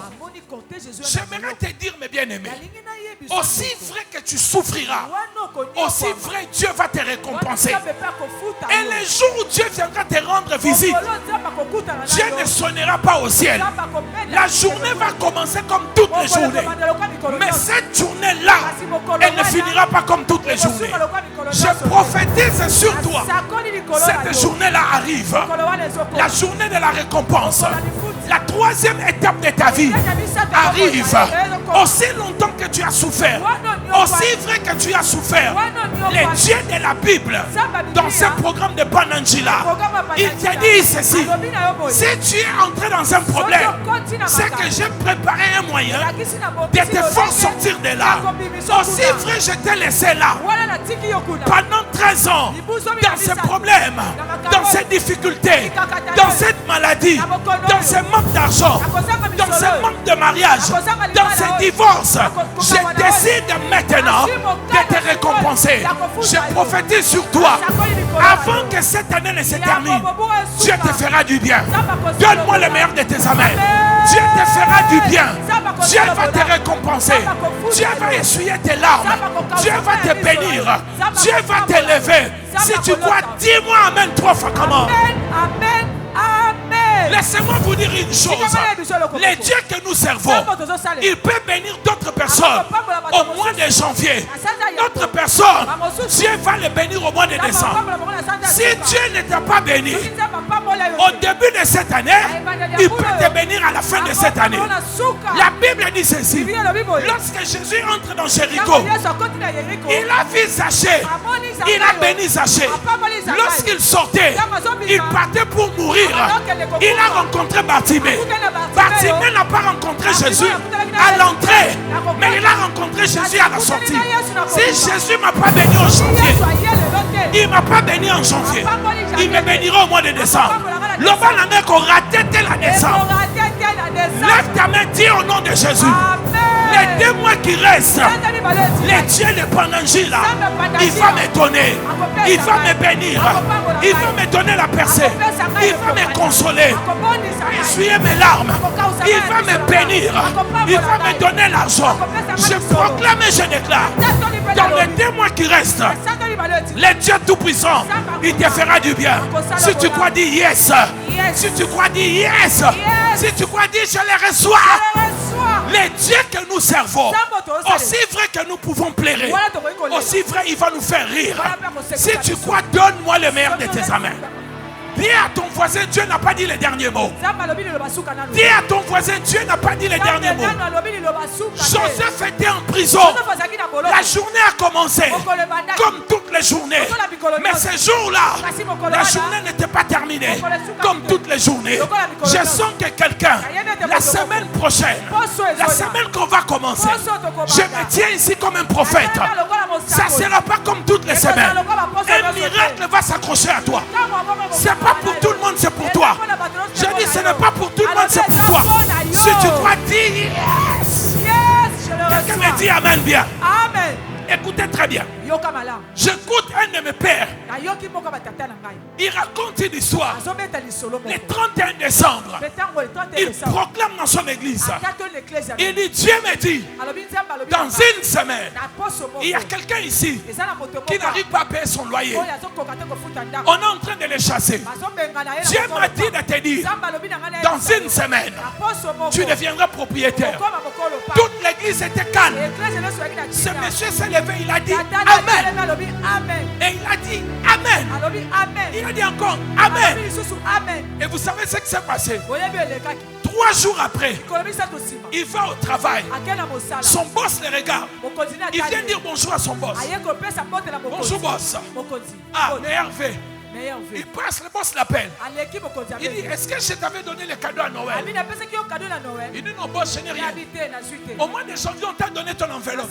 Il dit, non, j'ai fêté, on m'a rien donné. Il dit, viens. Il ouvre son ordinateur. Il dit, le gouvernement nigérien vient de construire un quartier. On m'a donné un appartement, mais ça ne m'intéresse pas. Tu peux prendre comme cadeau. Le monsieur croyait un petit studio. Et lorsqu'il va voir, c'était tout un appartement avec plusieurs chambres. Il rentre au travail. Il dort devant son patron. Il adore. Il dit merci. Le patron lui dit relève-toi. Il dit est-ce que tu as de meubles? Il dit non, je n'ai pas de meubles. Il dit chaque année, je renouvelle le meuble. Il y a des meubles que j'avais laissés dehors. J'envoie quelqu'un, on va t'envoyer là-bas pour le prendre.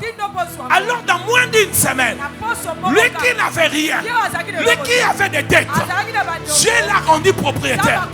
Je ne sais pas à qui je parle, mais le Dieu que nous servons, il va te donner un miracle, il va te donner une percée, il va te donner un témoignage.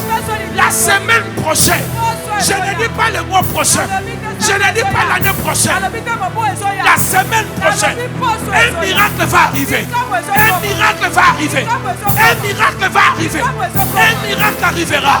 Si tu crois, dis yes. Si tu crois, dis je le reçois. Quelqu'un me dit son meilleur amen. Amen. Je parle avec le prophète Jogras. Il donne la prophétie. Il dit à une sœur, Dieu m'a dit dans une semaine tu vas te marier. La sœur a reçu la prophétie, mais elle a douté. Elle a dit prophète, je ne sais pas avec cette prophétie, je n'ai pas de mari, je n'ai pas de fiancé, je n'ai personne. Mais tu dis que dans une semaine je vais me marier. Comment ça va se faire? Le prophète a dit, moi Dieu m'a montré, je l'ai dit. La femme, elle quitte l'église le dimanche. Lundi, et puis elle voit une de ses copines qui l'appelle. Qui lui dit, tu connais les garçons qui étudient avec nous? Quand on était à l'université, il est en train de te chercher. Il a demandé ton numéro. Que je le lui donne. Oui, donne.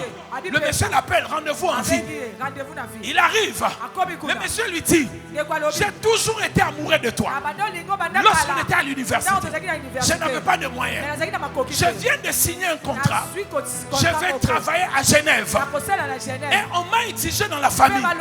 Je dois me marier. Je voyage ce week-end. Si tu me dis oui, je te marie avant ce week-end. La femme a dit, le prophète l'avait dit, je te donne mon oui. Même si tu ne me plais pas, mon mariage vient du ciel. Je prophétise sur quelqu'un ici. J'ai dit une semaine, la semaine prochaine, avant qu'on arrive le dimanche, toi tu témoigneras. Toi tu témoigneras. Toi tu témoigneras. Toi tu vas témoigner. Si tu crois, donne amen cette fois comme moi. Amen. Amen. Amen. Amen. Amen. Amen. Est-ce que je peux entendre tes cris ici?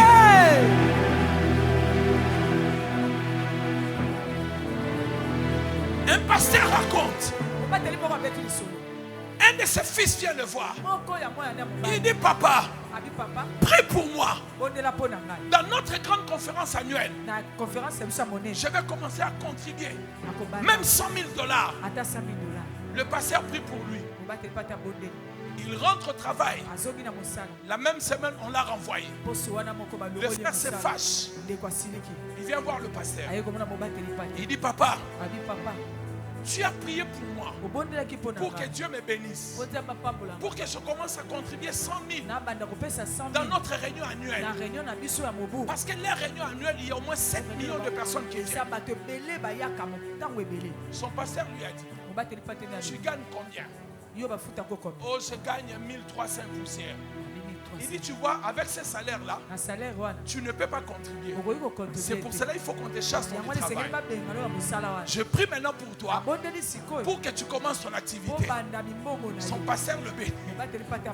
Il tombe sur une affaire et il devient millionnaire. Il a commencé à contribuer.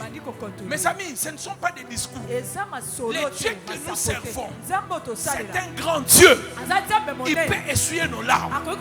Il n'y a pas un endroit où un juste peut entrer sans que Dieu manque la force de sortir de là. Joseph était dans le trou. Dieu l'a retiré de là. Jonas était dans la bouche du poisson. Dieu l'a retiré de là. Lazare était dans la tombe. Jésus l'a retiré de là.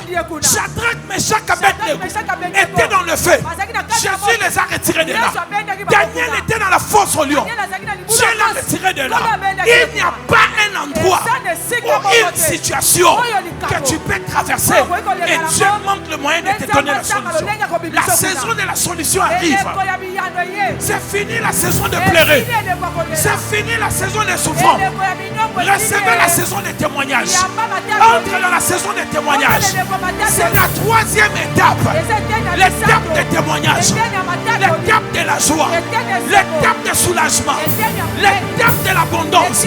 L'étape de la bénédiction. L'étape de bénédiction. Dis à ton voisin, mon histoire est en train de changer. Ma vie est en train de changer. Je suis dans Pandagila.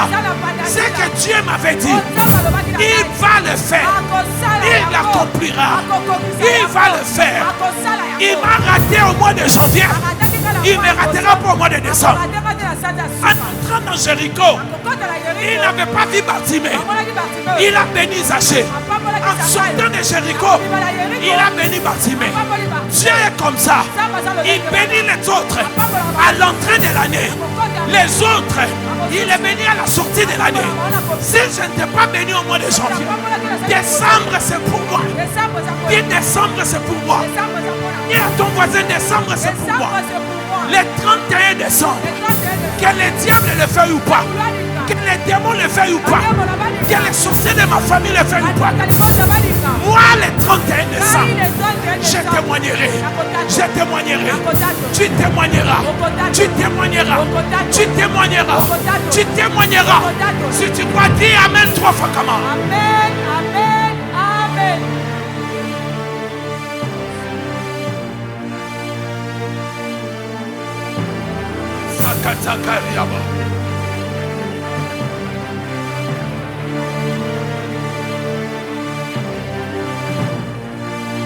Mon témoignage arrive. Mes larmes seront essuyées. Je ne souffre pas pour rien. Écoutez, lorsqu'une femme est enceinte, elle ne souffre pas pour elle-même. Elle souffre pour l'enfant qu'elle porte. Nous souffrons à cause de la grandeur. Les coupes que nous portons. Le mot souffrance, on a dit la première fois que, quand ça a été cité, on a dit tu accoucheras avec souffrance. La loi de la première mention, lorsqu'un mot est prononcé pour la première fois, regardez les choses qui suivent. C'est ce qui se passera à chaque fois que ce mot sera prononcé. La première fois que Dieu a béni, il a dit soyez féconds, multipliez, assistez, remplissez. Et quand Dieu bénit, il y a la multiplication. Et pour la souffrance, lorsque Dieu a dit tu souffres, tu accoucheras, il a lié la souffrance avec quoi? L'accouchement. À chaque fois que tu vois une souffrance, c'est que l'accouchement n'est pas très loin. Tu es prêt à accoucher quelque chose. Et ça va passer par la souffrance. La sage-femme, elle voit la sage-femme. Elle voit la souffrance. Comment la femme souffre? Mais qu'est-ce qu'elle dit à la femme? Elle dit quoi? Pousse. Je te vois souffrir. Mais Dieu me dit de te dire, pousse. Ne baisse pas les bras. Qu'est-ce que tu dois faire? Pousse encore. Pousse encore. Crie encore à Dieu. Élève ta foi. Je vois la tête de l'enfant. Si tu fermes le pied, l'enfant va mourir. Tu n'as pas souffert 9 mois pour abandonner maintenant. Ce n'est pas le moment d'abandonner. Dis à ton voisin, excuse-moi. Laisse-moi pousser. Je vais pousser cette bénédiction. Excusez-moi. Peut-être toi tu as l'argent. Tu as la voiture. Tu as le mariage. Laisse-moi crier. Laisse-moi parler. Ne suis personne ici. Il y a des gens qui n'ont pas de problèmes. Nous n'avons pas tous les mêmes problèmes.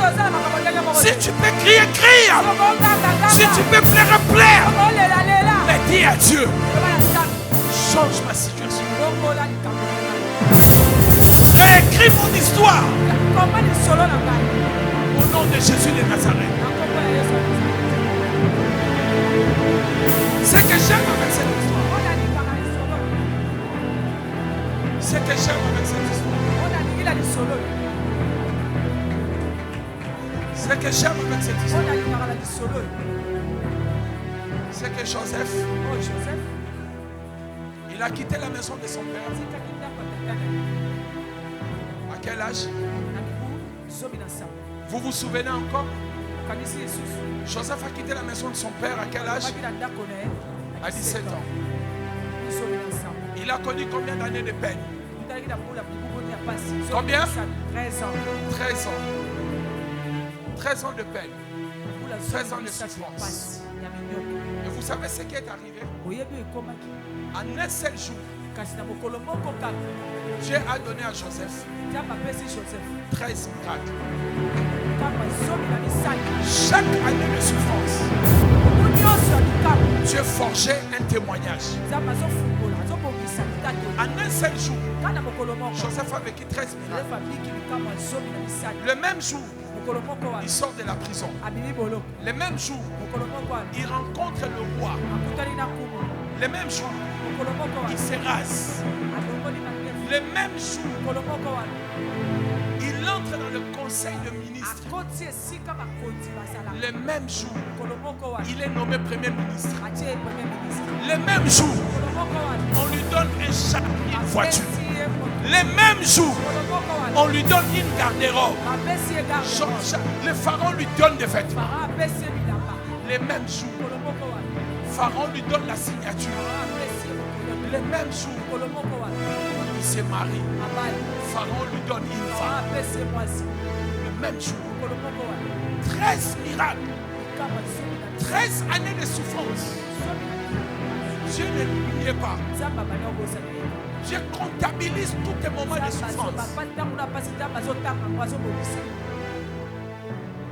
Si tu pries et que tu ne vois rien, c'est que tu verras des choses un jour sans prier. Parce que Dieu emmagasine nos prières. Quand il ne t'exauce pas, c'est qu'il a entendu et il met dans les dépôts. Et quand il va te donner, il te donnera aussi sans prier. Les choses pour lesquelles tu as prié, tu n'as pas reçu. Tu les auras aussi sans prier. C'est pour cela, il y a des gens, les gens disent, assemble la raté, mais il y a son soir. Assemble la déjà.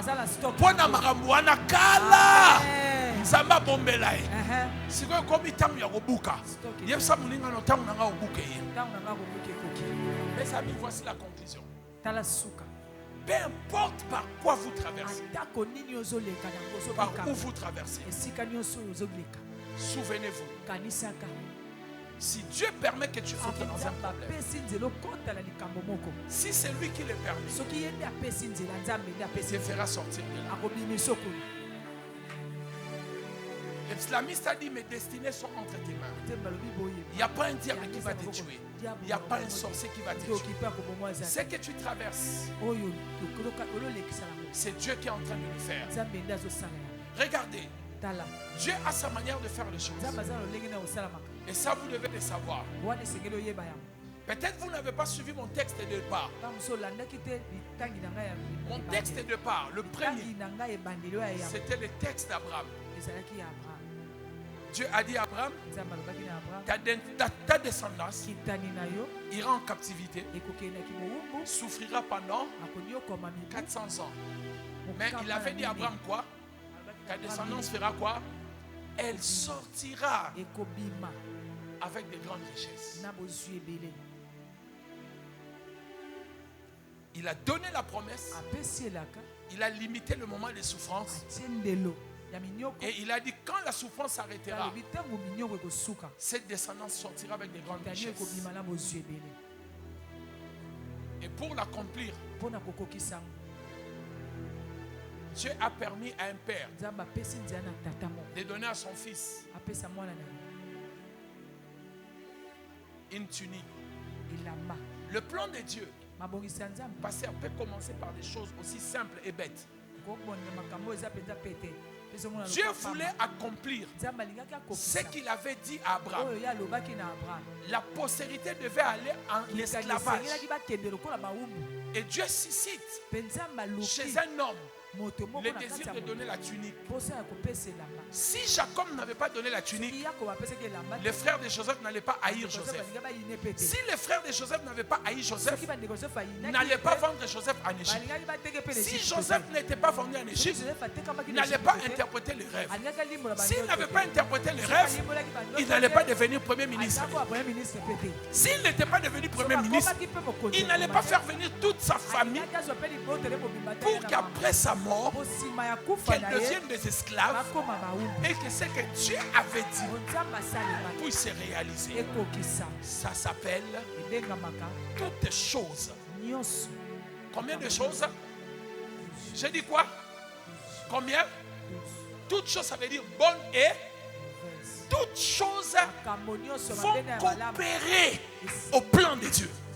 Même si tu vois la situation compliquée,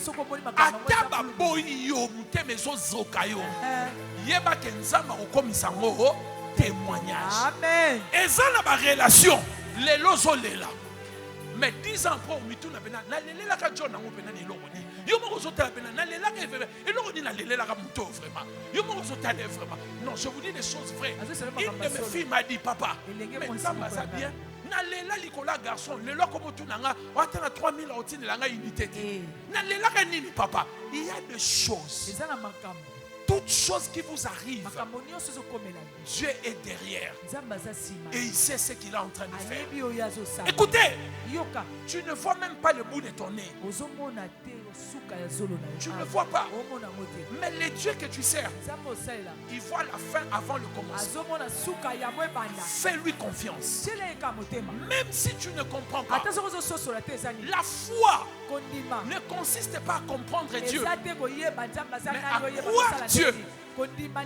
Même si on ne comprend pas. Marie ne comprenait pas quand Dieu lui disait que tu seras enceinte. Mais elle a cru. Cela est arrivé. Tiens-toi sur tes pieds. Lève tes deux mains. Je prie pour toi pendant quelques minutes. Élève seulement tes deux mains. Élève tes deux mains comme si tu veux recevoir. Parce que tu vas recevoir. Élève bien tes deux mains. Le Dieu de consolation. Le Dieu de soulagement. Je proclame et je déclare comme un prophète de l'Éternel, avant les 3 prochains mois, tu pleureras de joie. Tu ne pleureras pas à cause de la souffrance. Dans les 3 prochains mois qui arrivent, ta vie ne sera plus jamais la même. Tu entreras dans un cycle de bénédiction, un cycle de témoignage, un cycle de faveur, un cycle de bénédiction. Avant qu'on arrive dans les 3 prochains mois, ta vie ne sera plus jamais la même. La faveur de Dieu va t'accompagner. La main invisible de Dieu te soutiendra. Dieu essuiera tes larmes. Dans le prochain mois qui arrive, je vois ton mariage arriver. Et je vois un mariage glorieux. Je vois l'Éternel te donner un travail. Je vois l'Éternel te donner une ouverture, une percée. Le porte de voyage s'ouvre. Toi qui voulais voyager, Dieu t'accorde le visa. Tu voyageras autant que tu voudras. Tout ce qui était difficile, Dieu le rendra facile. Dans les 3 prochains mois qui arrivent. Pendant que j'ai prié, je vis dans mon esprit clairement 3 personnes. Je vis 2 femmes avec un homme qu'on leur donnait des trousseaux de clés. Des trousseaux de clés. Je perçois dans mon esprit, ces 3 personnes viennent de recevoir les ouvertures. Je demande à l'Esprit de Dieu, par sa grâce, de localiser ces 3 personnes, en le touchant par sa puissance, en changeant leur vie, dans les 3 prochains mois qui arrivent. Protocole, vous allez m'aider. Je supplie le Saint-Esprit de toucher ces 3 personnes. Fermez les yeux. Je ne connais pas ces personnes, je les ai vues dans ma vision. Dans le règne spirituel, L'Esprit de Dieu va le faire. Parce que je le lui demande. Au moment où je parle, la première personne vient de toucher, vient de prendre cela. Rapidement, elle sera projetée par terre. La deuxième personne, elle va être touchée. Dieu est en train de le faire. C'est toi, attention. C'est toi. Reçois cela. La puissance de Dieu vient sur toi. Dieu le fait. La troisième personne est touchée. Attention. Protocole, aidez-moi. Ça va secouer fortement. Ces trois personnes seront par terre. Sous la puissance de l'Esprit Saint. Recevez. C'est pour vous. Fermez les yeux. C'est pour vous. Ne regardez pas qui est tombé. Peut-être c'est pour toi. Reçois cela. Reçois cela. Je suis en train de voir une femme qui vient de passer de moments très compliqués. Mais je suis en train de voir cette femme, Dieu est en train de la restaurer. Je la vois avec des lunettes. Je ne sais pas. Dans ma vision, je vois une femme en lunettes. Laisse que le Dieu qui est ici puisse te toucher et changer ta vie. Protocole, aidez-moi. La puissance de Dieu est dans la maison. Je vois Dieu dans la maison. Dieu est en train de toucher. Attention, la puissance de Dieu va tomber brusquement. Protocole, aidez-moi. Aidez-moi, la grâce de Dieu est là. La grâce de Dieu est là. Dieu est en train de travailler. Dieu ne ment jamais. Il fait ce qu'il dit. Il y a des gens ici qui vont témoigner avant la fin de cette année. Au nom de Jésus. Au nom de Jésus, protocole, restez avec moi ici. Restez avec moi ici. Soyez derrière cette femme. La grâce est ici. La grâce est ici. Protocole, travaillez. La grâce est là. Elle est ici. Elle est ici. Elle est ici. Protocole, travaillez, protocole. La grâce est ici. La grâce est sur cette femme. Soyez derrière elle. La grâce est ici. La grâce est là. Elle est là. Elle est là. La grâce est là. Elle est là. Prends. C'est pour toi. Reçois cela au nom de Jésus. La grâce est là. Elle est là, la grâce. Elle est là. C'est pour toi. La grâce est là. Elle est là, la grâce. Alabada, Karabayaso, Levarita, Nanana, Kusaliaba. La grâce est là. La grâce est là. Elle est là, la grâce. Elle est là, elle est là, elle est là, la grâce. Et Karano Sovaderia. Lève bien ta main droite.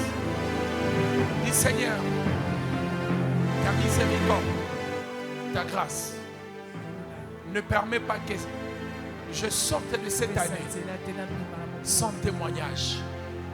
S'il te plaît, Seigneur, accorde-moi un témoignage. Essuie mes larmes avant la fin de cette année. Les gens se moquent de moi. Ils disent où est son Dieu. Ils passent toutes les nuits à l'église, mais on ne voit rien. S'il te plaît, Seigneur, ne laisse pas que ces gens puissent avoir l'avantage sur ma vie. Console-moi. Console-moi.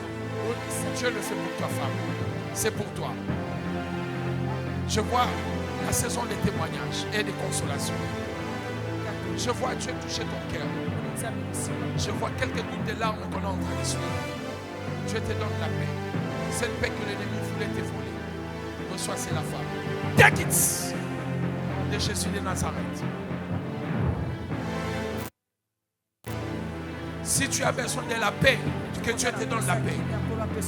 Reçois la paix. Reçois la consolation. Au nom de Jésus. Est-ce qu'on peut commencer à acclamer le Seigneur? Abattrez le main. Le main de la victoire. Le main de la victoire. Battez les mains. Reprenez vos places. Acclamons bien le Seigneur. Roula milia katanoso. Je perçois dans mon esprit des prophètes. Beaucoup de gens ici vont témoigner. Je vis dans mon esprit, d'ailleurs ici, plein de véhicules. Je vis l'embouteillage. Après les cultes, j'ai vu, il y avait un mouvement. Les gens ne savaient pas bouger leur voiture. Si tu ne sais pas conduire, jeune fille, jeune garçon dans cette église, allez-y. Commencez à apprendre. Dieu va bénir cette église. Les gens vont acheter des véhicules. Vous allez voir, ça va commencer comme de la blague.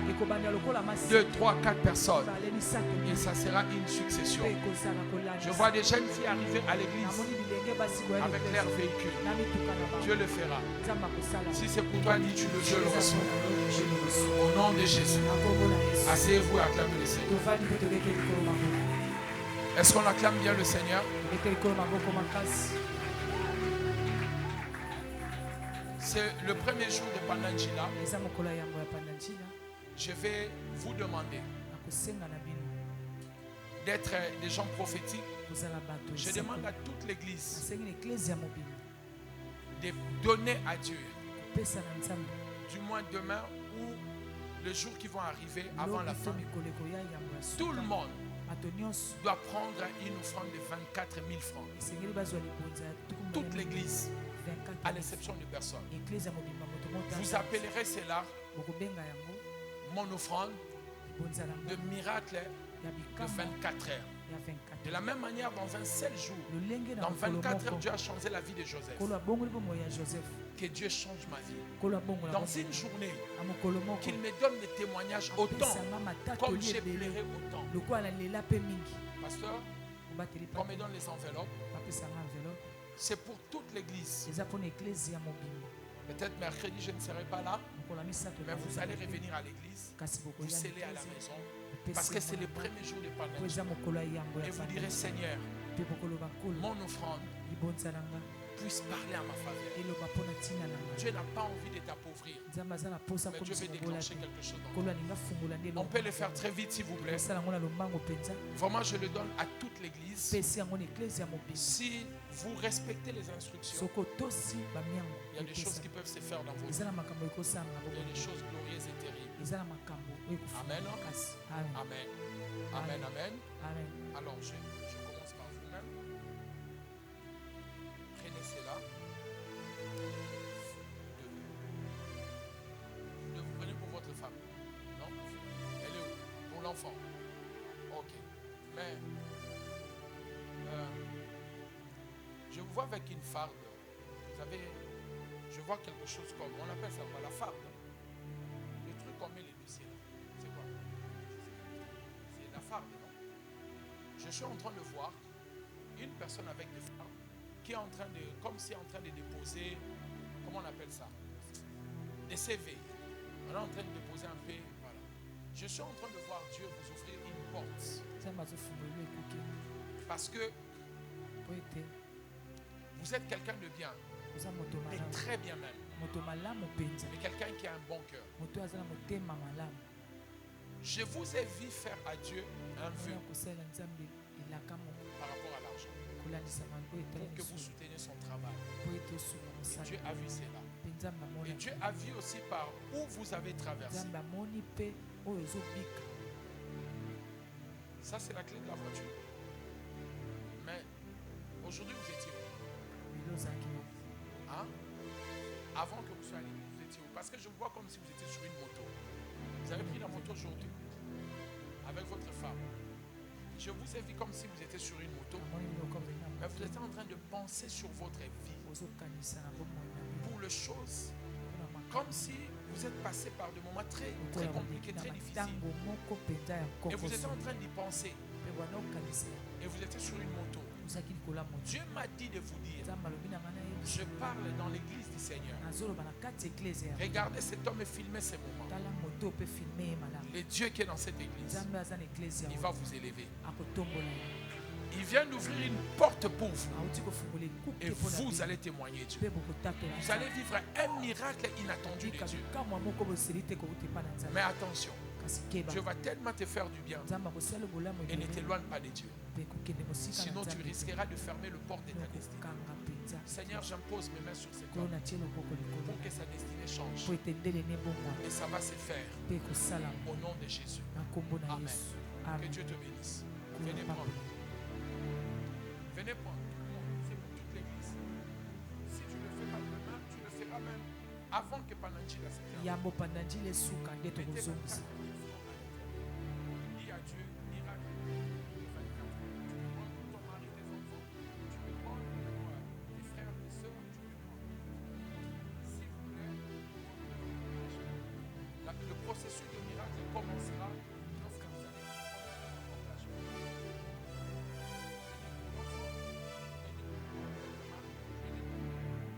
Fiancé qui est en train d'attendre la divorce. Si vous pouvez le faire, faites-le.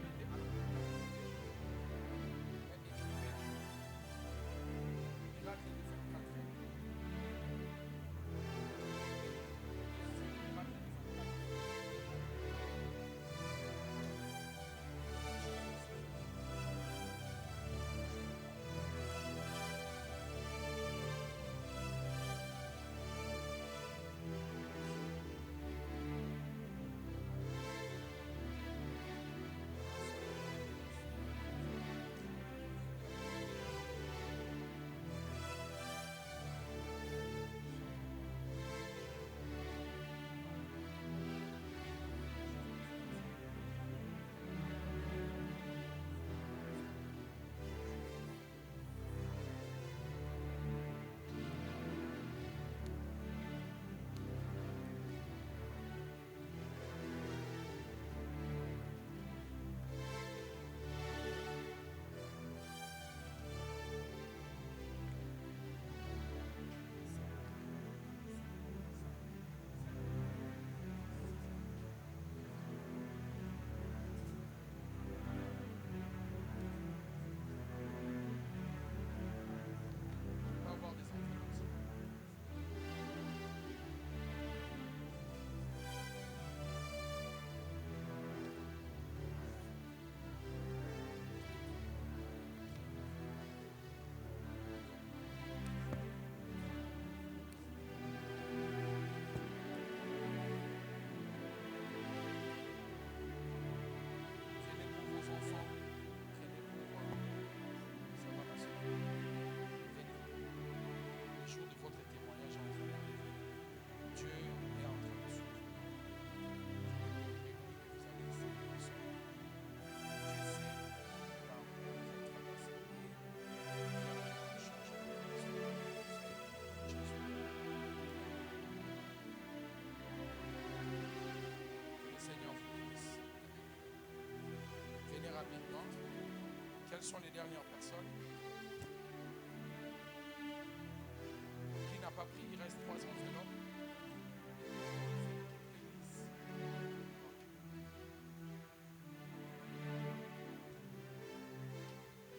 Merci, que le Seigneur nous bénisse. On acclame bien le Seigneur.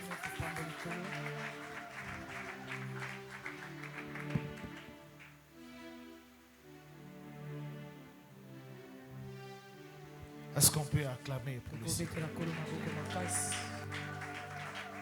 On va apprêter nos offrandes. Un petit changement dans le programme. On va laisser le prophète se reposer demain. Mais pendant que l'homme de Dieu va au bureau, est-ce qu'on peut prendre nos acclamations bénir le Seigneur?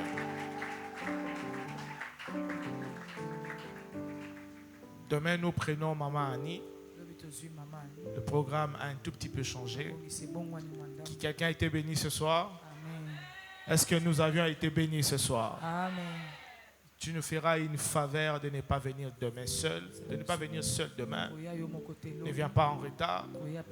J'étais avec Maman Annie Kondo cet avant-midi. Ça sera extraordinaire demain. Que Dieu vous bénisse, que sa grâce soit sur vous.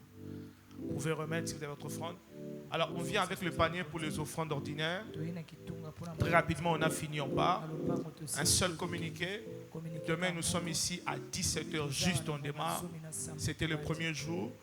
Et demain, venez avec la soif de voir une manifestation de la gloire de Dieu. Dans ces paniers, il y a le...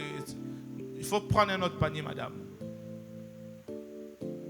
Comment tu prends un panier sans voir ce qu'il y a à l'intérieur? Amen. Alors demain, nous sommes ici avec la révérende Annie Kondo. Elle prendra à 18h juste. S'il vous plaît, ne venez pas en retard. Partagez l'affiche. Prenez en charge le transport de quelqu'un. Prenez en charge quelqu'un qui va vous accompagner. Que nous débordons jusqu'à l'extérieur. La grâce de Dieu va encore éclater demain. Dieu voulant, le prophète va venir le jour suivant. Certainement pour reprendre aussi les enveloppes. Amen, amen. Vous voulez que le prophète revienne? Alors, le jeudi et le vendredi, nous aurons le prophète Francis Ngawala. S'il vous plaît, préparons-nous pour cela. Ce sera 2 soirées glorieuses. Alors, j'insiste pour demain. Venez pas en retard, venez pas seul. Parlez du rendez-vous de demain. Invitez. Déjà à 17h, qu'il n'y ait plus de place vide. Et à 18h, juste maman Annie prend. Comme ça, elle aura 1h30 de travail. Parce qu'elle a dit qu'elle est préparée un grand service pour demain. Et qui attend la soirée de demain. Alors, nous savons comment un bon maman travaille. Ça serait extraordinaire. Et qui a été béni ce soir. Amen. Nos 2 offrandes, rapidement, on a fini. On se lève, on va partir. Chez la sœur, c'est l'offrande du prophète. Bénissons l'homme de Dieu. Et chez la sœur Normie, c'est l'offrande de l'église. Rapidement. Et on va partir. Merci d'être gentil, d'attendre la prière de clôture.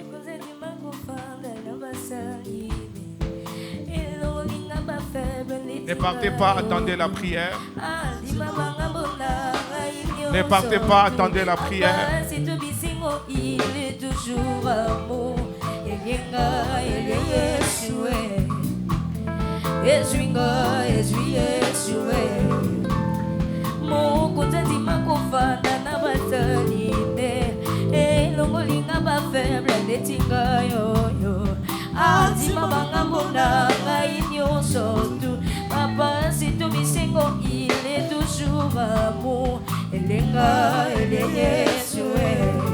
Est-ce qu'on peut s'élever? Est-ce qu'on peut s'élever?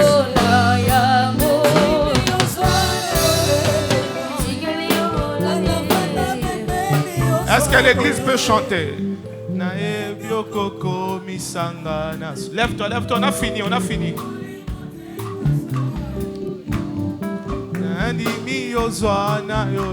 Vous connaissez pas la chanson? Allez-y.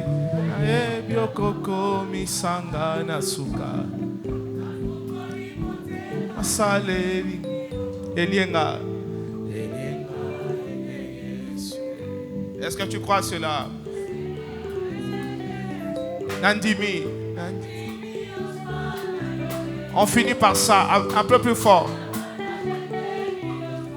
Chante ça avec ton cœur.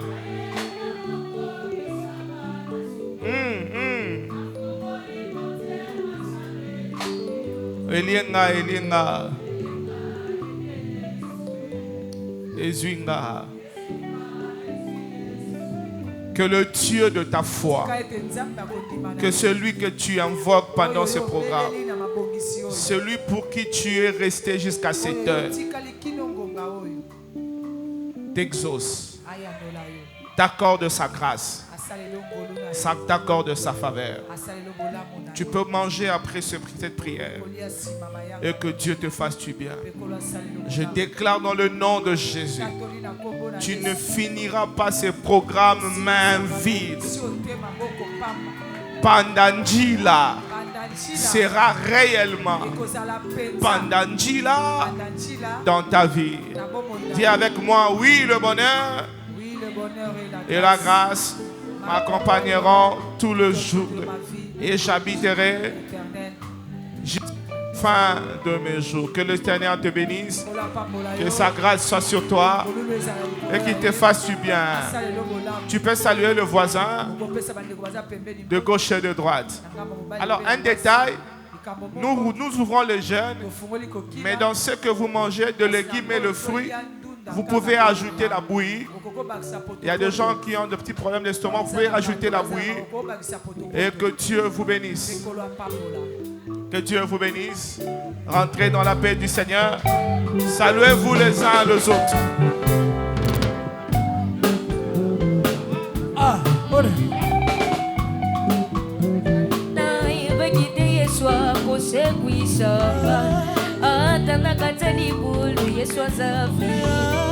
Il était le mieux placé pour Nakaranga.